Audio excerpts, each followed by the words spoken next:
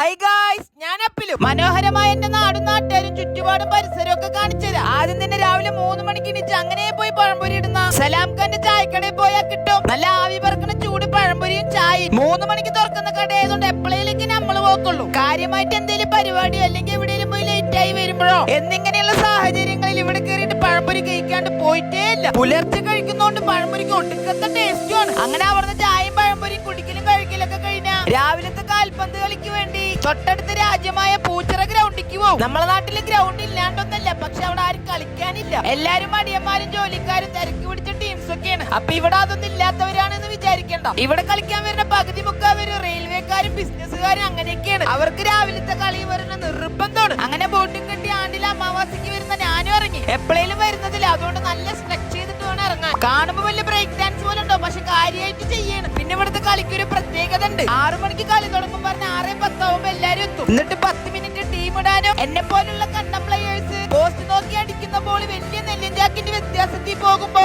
അത് പെറുക്കാനും മറ്റും 10 മിനിറ്റ്. ഇതിനെല്ലാം ഉപരി സംസാരിച്ച് തർക്കിക്കാൻ ഒരു 20 മിനിറ്റ് എന്തായാലും വേണം. കുറച്ച് റയർ ടീംസ് ഉണ്ട്, കുറച്ച് റയർ ഡയലോഗും ഉണ്ട്. ഓരോരുത്തരും വേറെ ലെവലാണ്. ഇവരൊക്കെയാണ് അവരൊക്കെ ഏജ് പറയുന്ന ജസ്റ്റ് നമ്പർ ആണെന്ന് ഇവരെ കളി കാണുമ്പോ അറിയും. പക്ഷെ ഇവർക്കൊന്നും തർക്കിച്ച് കളിക്കണത് അതൊരു സമാധാനമാണ്. ഇനിയും ഒരുപാട് കളിക്കാൻ നല്ല ആരോഗ്യം കൊടുക്കട്ടെ. അങ്ങനെ കളി കഴിഞ്ഞാൽ വീണ്ടും ഒരു ചായ. എനിക്ക് നിർബന്ധമില്ല, പക്ഷെ ഇവർക്ക് നിർബന്ധം ഉള്ളതുകൊണ്ട് പോവാണ്. അങ്ങനെ അവിടെ പോയിട്ട് വീണ്ടും എണ്ണക്കടിയും ഇവരൊക്കെ ചായയും കുടിച്ചു കഴിഞ്ഞാൽ നേരെ നമ്മളെ നാട്ടിന്റെ ഉള്ളിലേക്ക് കയറി ചെല്ലുമ്പോ തന്നെ ആ കട്ടൗട്ടിൽ കാണുന്ന സുഹൈലിനെ കാണും. ഇവനാണ് ഇപ്പൊ കഴിഞ്ഞ ISL പഞ്ചാബ് FC വേണ്ടി ബൂട്ട് കെട്ടിയ ISL ഏജ് കുറഞ്ഞ 3 താരങ്ങളിൽ ഒരാളായ ഞങ്ങളെ നാടിന്റെ നാട്ടുകാരി അഭിമാനമായ സാക്ഷാൽ മുഹമ്മദ് സുഹൈൽ. നമ്മളും കുറെ കളിച്ച് കുറെ ബൂട്ട് പൊട്ടിക്കാനും കുറെ ചില്ലടിച്ച് പൊട്ടിക്കാനും. അങ്ങനെ അവനെയും കണ്ട് ഉള്ളിൽ കയറി കഴിഞ്ഞാൽ എല്ലാ നാട്ടിലുള്ള പോലെ കുഴിക്കലും മൂടല് ആ പരിപാടി ഇവിടെയുണ്ട്. ചോദിച്ചപ്പോ ഇതിന്റെ സീസൺ ആണെന്നാ പറഞ്ഞു. ഇതാണ് ഞങ്ങളെ നാട്ടിലെ എല്ലാ സ്വകാര്യങ്ങളും കള്ളത്തരങ്ങളും നല്ല കാര്യങ്ങളും സീക്രട്ടും മുഴുവനും അറിയുന്ന ഒരേ ഒരു കല്ല്. ഈ നാട്ടിലെ ഒരുത്തര് പോലും കല്ലിൽ ചന്തി തട്ടിക്കാണ്ട് പോയിട്ടുണ്ടാവൂല. അതുകൊണ്ട് ഇനി മുതൽ ഇതിന്റെ പേര് എല്ലാം അറിയുന്ന ചന്തിക്കല്ല്.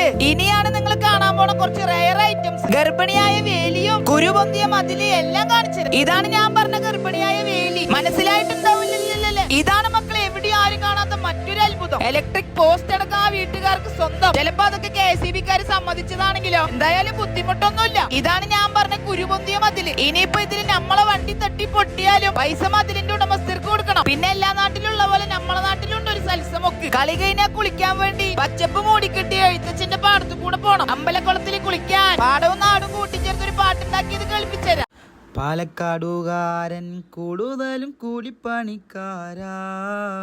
പാലക്കാടു നാട്ടിൽ എസ്റ്റേറ്റ് നമ്മുടെ വീടാണടി. തോടുകൾ കണ്ടിട്ടുണ്ടോ? എഴുത്തച്ഛൻ്റെ പാടങ്ങൾ കണ്ടിട്ടുണ്ടോ? തോടുകൾ കണ്ടിട്ടുണ്ടോ? എഴുത്തച്ഛൻ്റെ പാടങ്ങൾ കണ്ടിട്ടുണ്ടോ? പാലക്കാടുകാരൻ കൂടുതലും കൂലിപ്പണിക്കാരാ.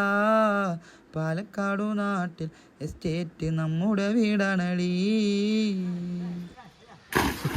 പാട്ടെന്തായാലും കൊളായി എന്നറിയാം. അതാ ഞാൻ എടുത്ത് ചാടിയത്. ഇതാണ് ഞങ്ങളെ നാട്ടിലെ പാങ്കുളം എന്നറിയപ്പെടുന്ന ചെറുതിൽ തന്നെ വീട്ടുകാരി നാട്ടുകാരെയൊക്കെ പറ്റിച്ചു വരുന്ന അമ്പലക്കുളം. കളി കഴിഞ്ഞാൽ ഇവിടെ വന്നൊരു കുളി, അതൊരു സുഖം വേറെ തന്നെ. ഞങ്ങളെ കുളത്തിൽ കൂടെ ഡോൾഫിന് പോണത് കാണിച്ചു തരാം. ഈ ഡോൾഫിനെ വേണമെങ്കിൽ എല്ലാ കുളത്തിലും തോട്ടിലും വിളിക്കാം. ഒരു കണ്ടീഷനേ ഉള്ളൂ, മമ്മിയുടെ സ്വന്തം വിവൽ സോപ്പ് എന്തായാലും വേണം. ഞങ്ങൾ കുളിച്ചോണ്ടിരിക്കുമ്പോൾ ഇതുപോലൊരു കാഴ്ച കണ്ടത്. ഇനി ഒരിക്കലും ഈ വീഡിയോ കണ്ടുപോകുന്ന ആരും അത് ചെയ്യരുത്. എല്ലാത്തിനും അതിന്റേതായ മൊഞ്ചും വൃത്തിയും കാര്യങ്ങളൊക്കെ ഉണ്ട്. എന്തിനാ നമ്മളായിട്ട് കളയണം? കുളിയൊക്കെ കഴിഞ്ഞ് വീട്ടിൽ എത്തിയ പിന്നെ പ്രത്യേകിച്ച് പരിപാടിയൊന്നുമില്ല. കാരണം തലന്റെ തൊട്ടടുത്താണ് പാലക്കാട്ട് സൂര്യൻ നിൽക്കുക. പണിയുള്ള ദിവസം പണിക്കോ ഇല്ലെങ്കിൽ പഠിക്കും, വീട്ടിലിരിക്കും. വൈകുന്നേരമായ വീണ്ടും കളിക്കാൻ പോകും കുട്ടികളെ പറ്റിക്കാൻ. ഇവിടെ നമ്മളെ നെയ്മറും മെസ്സി റൊണാൾഡോ ഒക്കെ വെള്ളപ്പാൻറ് ഇട്ട് കളിക്കാൻ വരുന്ന പ്ലേയേഴ്സ് ഒക്കെ നമ്മളെ നാട്ടിലും ഉണ്ട്. ഇപ്പൊ ഒരു അടിയടിച്ച് ഗോളാക്കിയത് ഞാനാണ്.